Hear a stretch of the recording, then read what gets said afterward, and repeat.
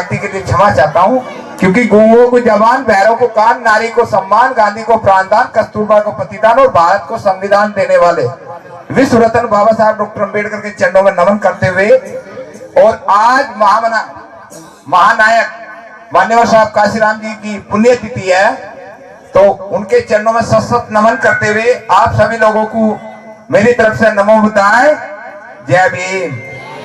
माता बहनों जय भीम, जय भीम, जय भीम, जय भीम। मेरी खासियत है मैं जिंदा छोड़ो मुर्दों से जय भीम करवाता हूँ।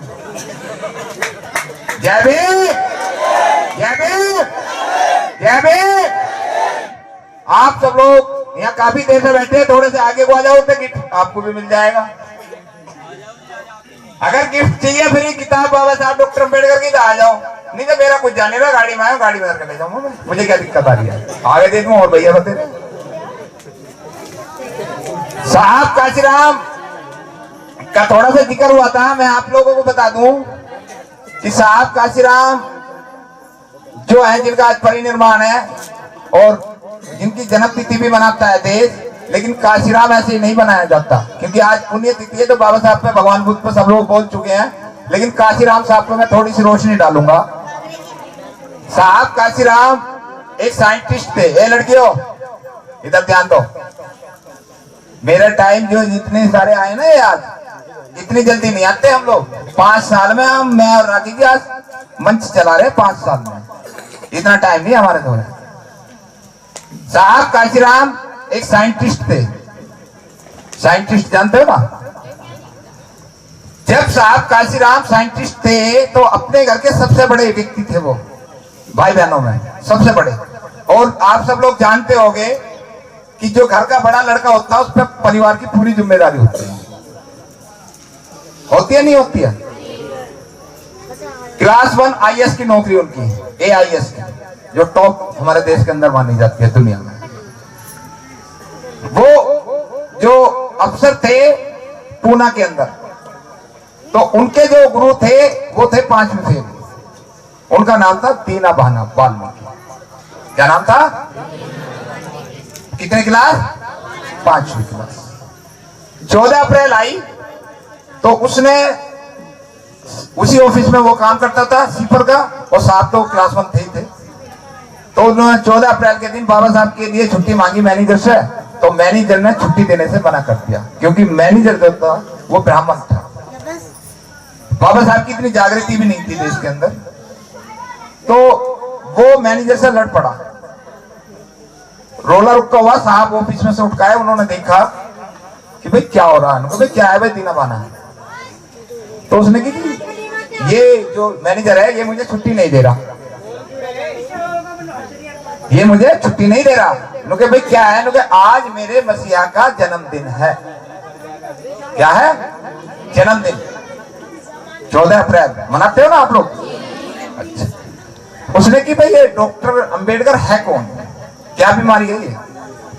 तो उस 5वीं क्लास में क्लास 1 अफसर को पता क्या बोला? उन्होंने कहा कि ये वो शख्स है जिसकी बदौलत तू कुर्सी पर बैठा हुआ है, तू कुर्सी पर बैठा हुआ है, ये मेरे मसीहा की देन है। ये साहब काशीराम को बोला था, दीना बना। किताब आप पढ़ सकते हो। उन्होंने कहा कि क्या है कि ये मुझे छुट्टी नहीं दे रहा, फिर क्या करेगा कि मैं इस पे अभी नौकरी को रिजाइन दूंगा, नौकरी को रिजाइन दूंगा और मैं जयंती बनाऊंगा। उन्होंने नौकरी तो नहीं छुड़वाई, उसके केस कर दिया, उसे सस्पेंड कर दिया। साहब काशीराम अपने, उनका जो एक एडवोकेट था उस दोस्त उसके पास लेके गए। उसने कहा 500 रुपए फीस है मेरी। कितनी? 500 रुपए। दीना बाना जी उठ के बात चलती है, कहने मैं कहा से तुम्हें 500 रुपए। साहब ने उनका हाथ पकड़ा कि रुक जाओ भाई, तुम्हें इसका केस लड़ना है, पैसे मैं दूंगा, तुम्हें इससे पैसे नहीं मांगने, केस लड़ना है। तो उन्होंने कहा कि भाई अगर जो तुम जन्मदिन मना रहे हो तो इस जन्मदिन में ऐसा खासियत क्या है कि तुम अपना घर भी बेचने को तैयार हो। तब दीना बाना जी ने साहब काशीराम को बाबा साहब का इतिहास दिया। 15 दिन तक साहब काशीराम ने वो पढ़ाई पढ़ी, बाबा साहब का पूरा इतिहास पढ़ा मंगाकर, क्योंकि इतना इतिहास नहीं था पहले। ये शांति स्वरूप बोध जी की देन है जो देश के अंदर आज इतना साहित्य आप लोगों के बीच पहुंच रहा है। तो जब साहब काशीराम ने पढ़ा उसे, तो उन्होंने DS4 4 संगठन बनाए और दिन रात सोए नहीं।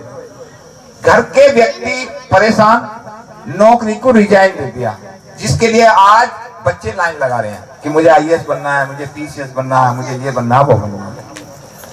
साहब काशीराम ने प्रतिज्ञा करी 5, भगवान बुद्ध ने सील दिए 5। अभी बनते जी ने हमने वंदना करी थी ना, 5 सील। दुनिया में कोई माई का लाल पैदा नहीं हुआ किसी धर्म का भी अगर उन 5 प्रतिज्ञा को काटते कोई। सबसे पहले संसार के अंदर जितने भी देश हैं वो 5 नियम सब मांगते हैं। प्राणी हिंसा, बनते जी ने बोला पाणाति पाता वेरमणि सिक्का पदंग समाधियामी, यानी कि मैं प्राणी हिंसा, यानी कि मैंने अगर आपको मार दिया तो मुझे जेल होगी, दुनिया में कोई नहीं रोक सकता हमें। अदिन्न दाना वेरमणि सिक्का पदंग समाधियामी, कामेषु मिच्छाचारा वेरमणि सिक्का पदंग समाधियामी, मूसावादा वेरमणि सिक्का पदंग समाधियामी, असुरा मेर मच प्रमादि ठाना वेरमणि सिक्का पदंग समाधियामी। इसमें भगवान बुद्ध ने एक सील पर सबसे ज्यादा जोर दिया है, एक पर। और संसार में जितने भी विवाद होते हैं वो चौथे नंबर के सील पर होते हैं, मूसावादा वेरमणि। मैंने मुंह से कुछ गलत शब्द बोला था, आप लड़ोगे नहीं लड़ोगे, उस पर मैं बाद में आऊंगा। साहब काशीराम ने जो पढ़ाई करी तो फिर करोल बाग के अंदर आकर अपना ऑफिस खोला, नौकरी को रिजाइन दिया और गांव वालों ने कहा कि काशीराम पागल हो गया। क्या कहा? काशीराम पागल हो गया। क्यों हो गया? क्योंकि छोटे छोटे भाई बहन है, घर की जिम्मेदारी है पूरी, तो घर कौन चलाएगा भाई?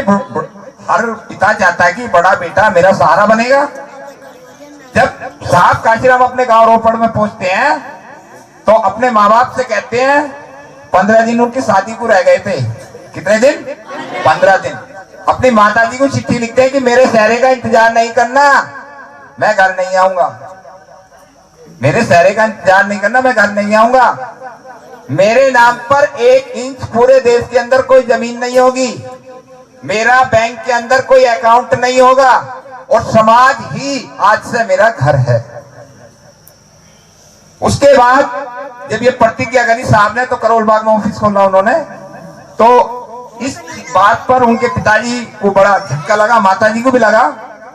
तो जब गांव उनके मिलने वालों ने सबने कहा कि काशीराम साहब आपने ये क्या कर दिया, क्लास 1 की नौकरी छोड़ दी, घर कैसे चलेगा, वो चलेगा। तो साहब को कहा है पागल आ रहा है, पागल। तो साहब काशीराम ने पता क्या बोला कि मैं रोपड़ के अंदर उस दिन आऊंगा, ये पागल उस दिन आएगा जिस दिन 2 हेलीकॉप्टर आ गए होंगे, 2 हेलीकॉप्टर पीछे होंगे। जिस दिन साहब 2 हेलीकॉप्टर आ गए होंगे, 2 पीछे होंगे। और ये करके दिखाया साहब काशीराम ने। यानी कि इतना त्याग इस समाज के लिए साहब काशीराम। और भगवान बुद्ध से मैं कल तुलना कर रहा था कि भगवान बुद्ध ने जैसे हमारे लिए संसार के लिए सुख त्याग कर दिए, महल त्याग कर दिया, सब कुछ त्याग कर दिया, तो मन कर जी काशीराम साहब जो उसी की पदवी पा रहे हैं। साहब काशीराम ने कोई सुख प्राप्त नहीं किया। माँ बाप परेशान, माँ बाप को कहा कि आप सब लोग मेरी किसी भी सभा में आकर मेरी सूरत देख सकते हो, क्या हम ये प्रतिज्ञा करेंगे? हम यहाँ 3-4 साल बाद आ रहे हैं, लॉकडाउन के बाद में। किसी भी ग्रेजुएट बच्चे ने किसी गांव के अंदर जाकर इस समिति को छोड़कर मुझे नहीं लगता कि किसी गांव में महापुरुष की चर्चा करी हो। अब कैसी चर्चा करते हैं हम कि आएगी 14 अप्रैल। अब 14 अप्रैल से जितने देश के कौमे हैं वो सारे इकट्ठे होंगे, टाए टाए करेंगे, हलवा पूरी खाएंगे, 2-4 पोगे पिएंगे और जय भीम जय भीम। ना तो आगे वाले को पता क्या कह रहा है, ना पीछे वाले को पता कि मैं क्या सुनता हूँ। जय भीम है, जय भीम। कबीर साहब एक बात कहते हैं, जो कबीर साहबों के खासियत है वो जो बोलना है उसे प्रैक्टिकल करना है, उन्हें प्रैक्टिकल उसका करना। तो कबीर साहब क्या कहते हैं कि भूख की पेट सबको सताती है, जीव जंतु पशु पक्षी सबको सताती है, लेकिन ज्ञान की भूख केवल इंसान को सताती है। और मेरी नजर में थोड़े से इंसान है, बाकी सब इंसानी रूपी जानवर हैं। अभी मैं साबित कर रहा हूं। अभी चाय चल रही थी ना, 5 मिनट आप पे रुका नहीं गया और हमें 150 किलोमीटर जाना 5 जनों को, तो 5 मिनट की चाय का इंतजार नहीं हुआ आप लोगों को। अभी राखी जी ने पूछा था भाई कितनी पढ़ी लिखी लड़की हो, बाबा साहब डॉक्टर अंबेडकर, जिसको सिंबल ऑफ नॉलेज संसार कहता है, हम नहीं कहते। अमेरिका दुनिया की सबसे बड़ी ताकतवर देश, और हमारी ये जनरेशन, इनके चेहरे दिखाओ ना जरा, ये हाल।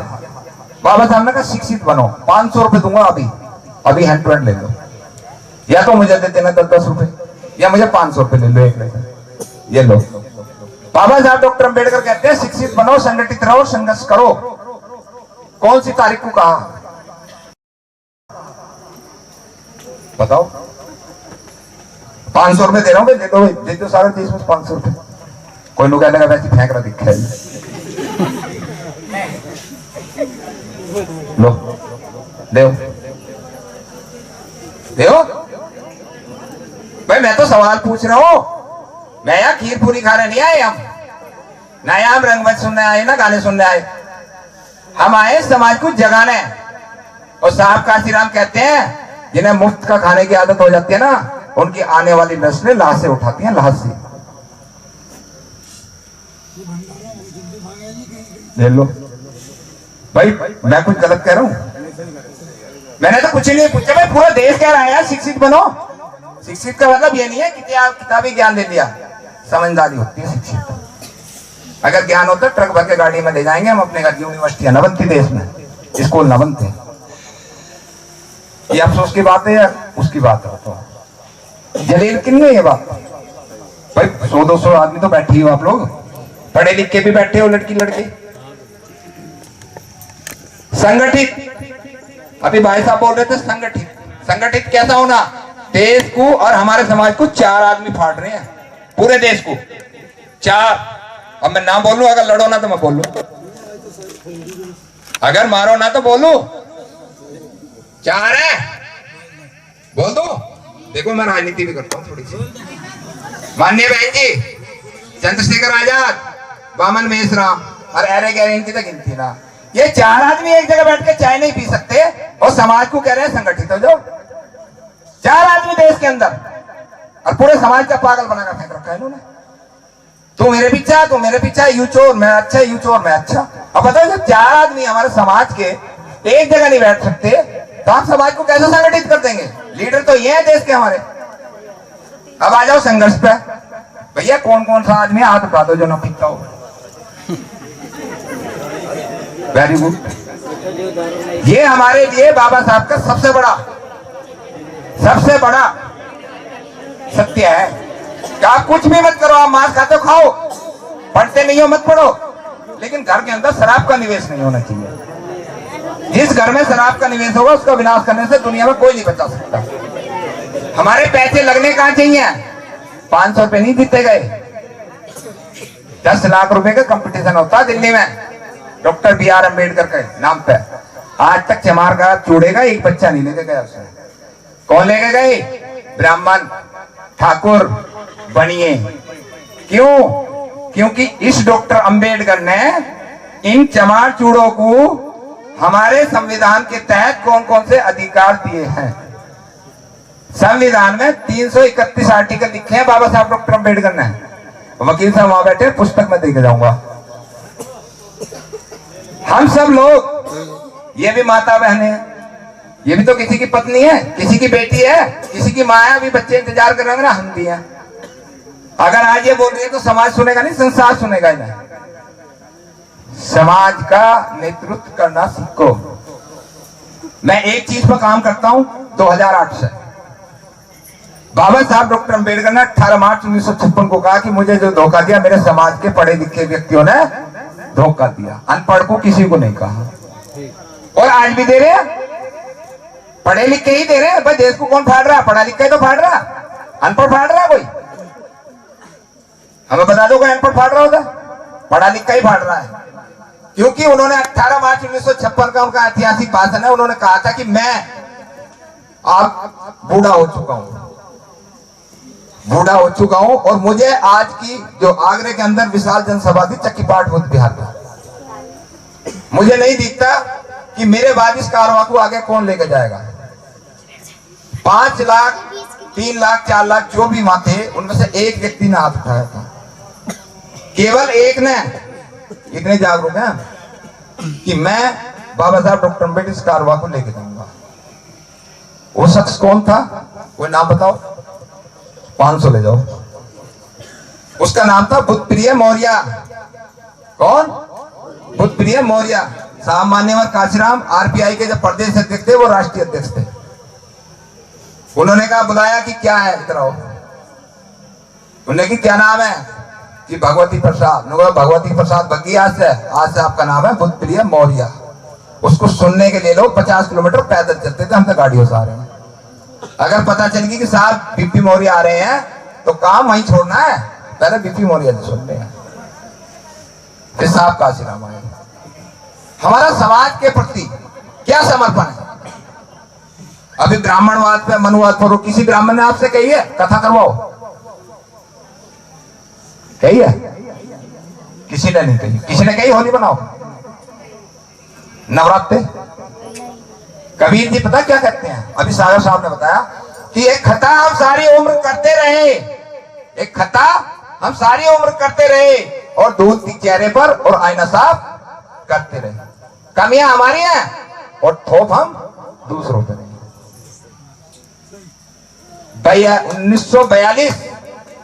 19 जुलाई 1942 को बाबा साहब डॉक्टर अम्बेडकर ने कहा कि शिक्षित बनो, संगठित रहो, संघर्ष करो।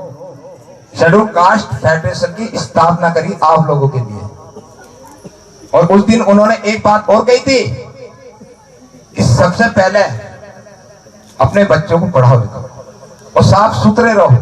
लेकिन उन्होंने कहा था कि अगर अपनी माँ की कोख में मर गए होते ना तो इस धरती का वजन कम हो गया होता। क्यों? ये सब क्यों कहे उस मसीहा ने? एक तरफ कह रहा पढ़ो और एक तरफ कह रहा अपनी माँ की कोख में मर गए होते धरती का वजन कम हो गया होता। आप पुस्तक पढ़ लेना, पुस्तक का नाम बता रहा हूं, संविधान में डॉक्टर अंबेडकर का अमूल्य योगदान। उन्होंने कहा कि जब एक ब्राह्मण समाज की, ठाकुर समाज की, या जनरल कास्ट बोल दूं मैं, कि बहन बेटी गर्भवती होती है तो वो सपना देखती है कि जज की सीट कौन सी खाली है, हाई कोर्ट की कौन सी है, सुप्रीम कोर्ट की कौन सी है, कौन सी अच्छी पोस्ट है। आदमी रिटायर होगा, कल को मेरी बेटी या बेटा उस पर बैठेगा।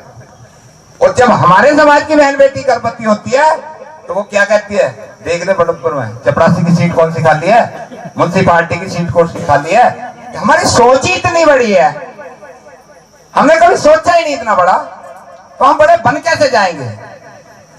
क्योंकि चित्र चरित्र का निर्माण करते हैं, चित्र चरित्र का निर्माण करते हैं। अब घरों में तो फोटो लगा रही है ना कैटरीना कैफ की है, तो भैया तुम जो है टीना डाबी कैसे बन जाओगे? टीना डाबी बनने के लिए तो दिन रात घिसना पड़ेगा ना दिमाग, आईएएस बनना है मुझे। छोटी बहन भी उनकी आईएएस बन गई। समाज के युवाओं को बाबा साहब डॉक्टर अम्बेडकर का वो है, फिर बंदे जी आ रहे हैं, वो अपने बोलेंगे और आप चले जाएंगे। उन्होंने कहा कि ऐ मेरे समाज के युवाओं, ऐ मेरे समाज के युवाओं, पढ़े लिखे युवाओं, आपको मेरा यह संदेश है, एक तो शिक्षा और बुद्धि में किसी से कम ना रहें। शिक्षा और बुद्धि में समाज का नेतृत्व करें और राजनीति में बढ़ चढ़कर हिस्सा लें, क्योंकि राजनीति वो मास्टर चाबी है जो हर ताला खोलती है। सामाजिक कार्य सामाजिक होते, धार्मिक कार्य धार्मिक होते हैं। लेकिन ये वहां में बड़े अफसोस की बात है कि यहाँ ग्रेजुएट 1 2 3 बच्चे हैं। अगर पढ़ोगे नहीं तो कैसे पढ़ोगे? बताओ कैसे पढ़ोगे? जितनी लड़की इंटर पास है, अगर ज्यादा नहीं पढ़ सकती हो, उनके माँ बापों की स्थिति नहीं है, तो उन्हें नर्स का कोर्स जरूर करा देना, चाहे वो हिंदी से हो, आर्ट्स हो या इंग्लिश में। जीएनएम का कोर्स 3 साल का है, ज्यादा बड़ा नहीं है। 3 साल में बच्चा 30,000 रुपए का परमानेंट हो जाता है। छोटे छोटे कोर्स ऐसे हैं जो 2 3 साल में तुम फिट हो जाओगे और गवर्नमेंट जॉब बहुत जल्दी करके मिलेंगे। लेकिन हमारी तो सोच ही कहाँ है, जहां हमें कोई नहीं बुलाएगा। हम आ जाएंगे जहां कोई नहीं बुलाएगा, जहां अर्जुन जैसे गौतम दिन रात लग रहे हैं वकील होने के बाद में भी, भैया ये लगाओ समाज को जगाओ, वहां हम लोग नहीं। अभी राखी जी ने कहा कि क्या डर है। सबसे पहले तो जितने भी युवा हैं, सम्मान एक अधिकार, यूट्यूब चैनल सब्सक्राइब करना है आपको, और एक है सम्यक लाइफ, इसका भी, क्योंकि ये सारा कार्यक्रम महापुरुषों का उस पर हो रहा है। तो मैं अगर तक मेरी तरफ से कोई गलती हो तो बता दो भाई, मैं अपनी बात खत्म करूं। मेरी बात से थोड़ा बहुत लगा सर, नहीं लगा तो मेरे तरह हाथ उठा दो जरा। जय भीम, जय भीम, जय भीम। भगवान बुद्ध की, भगवान बुद्ध की, भगवान बुद्ध की। जितने ग्रेजुएट बच्चे हैं वो बच्चे आएंगे, बनते जी अपने हाथों से गिफ्ट देंगे और केवल ग्रेजुएट ही आएंगे और बिल्कुल रूल रेगुलेशन से आएंगे, फिर बनते जी अपनी बात करेंगे। पंकज जी का बहुत बहुत साधुवाद, धन्यवाद। मेरी तरफ से गलती सलती के लिए क्षमा। नमो बुद्धाय, जय। बहुत बहुत साधुवाद देवेंद्र जी। देखो उपकार भाई जल्दी। भगवान बुद्ध वर्षावास कर रहे थे, जो वर्षावास चल रही है, तो उसमें उन्होंने दान मांगा लोगों से। बुद्ध विहार बनाना था, तो सभी लोग राजा महाराजा जो थे बड़े बड़े, प्रसेनजीत, अजात शत्रु, बहुत सारे राजा थे, भगवान बुद्ध के पास पहुंचे। किसी ने 1 लाख, किसी ने 2 लाख, किसी ने 3 लाख, इस तरीके से भगवान बुद्ध के सामने धर दिए। भगवान बुद्ध ने देखा और एक तरफ मुंह कर लिया। थोड़ी देर बाद में फिर देखा और फिर एक साइड में कर लिया। तीसरे दिन आनंद जी ने उनसे पूछा, भगवान ये ऐसा क्या है? तो एक बहुत बूढ़ी माता जी थी, जैसे हमारी माँ बैठे ना पीछे हो, यानी तो उन्होंने को पता चला कि श्रवण दान मांग रहे हैं, बुद्ध विहार का निर्माण होना है। तो वो गई अपने लकड़ी लेकर सहसज करते करते, तो उसने कहा कि श्रवण क्या मैं भी कुछ दान कर सकती हूँ? क्या मैं भी कुछ दान कर सकती हूँ? उन्होंने कहा हाँ माता जी बिल्कुल कर सकती हो, कि मेरे पास केवल 1 रुपया है। कितने? 1 रुपया। ठीक है। भगवान बुद्ध उठे और दोनों हाथों से ऐसे करा और रुपया लिया। तो जितने महाराजा वहां बैठे थे उन्होंने कहा, भगवान हमने इतना इतना दान दिया है, आपने हमारा तो देखा एक साइड में रख दिया, और एक माता जी ने 1 रुपया दिया और आपने हाथ उठाकर हाथ जोड़कर लिया उसे। जब भगवान बुद्ध कहते हैं कि सुनो तुम्हारे पास है करोड़ों के धन, जब तुमने उसमें से 1 बूंद दी है, 1 बूंद दी है, और इसके पास तो रुपया ये 1 है, इसने वो भी संघ को दान कर दिया, तो दान तुम्हारा बड़ा है या इसका बड़ा है? तो मेरा निवेदन है कि पूज्य भक्ति जी अपनी बात कहेंगे, ध्यान से सुनना है। पीएचडी है ये यूनिवर्सिटी में, सुभाषती में, और आप सब लोगों के बीच में थाली आएगी, चाहे 1 रुपया, 2 रुपया, 10 रुपया, 5 रुपया, जो भी हो, वहीं से बैठे बैठे आगे को करते रहना है। इस थाली को बनते जी को दान जाना, जिसपे ना हो हाथ जोड़ ले दूर से।